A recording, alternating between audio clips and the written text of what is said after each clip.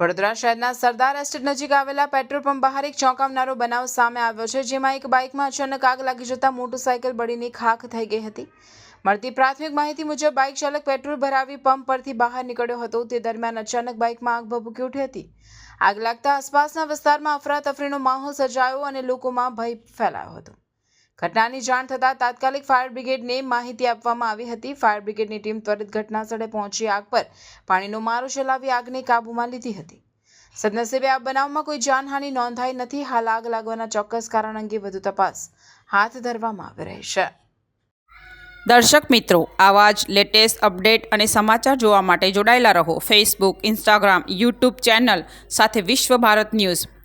દેશ વિદેશ તેમજ ગુજરાત રાજ્ય, જિલ્લા અને તાલુકા વિસ્તારના તમામ સમાચાર અને જાહેરાત માટે આજે જ સંપર્ક કરો। સામાજિક ધાર્મિક પ્રસંગો, આકસ્મિક ઘટનાઓ અને ગેરકાનૂની પ્રવૃત્તિઓ તથા ભ્રષ્ટાચારની પોલ ખોલવા માટે સંપર્ક કરતા રહો। વિશ્વ ભારત ન્યૂઝ સંપર્ક કરવા વિનંતી 9978702276।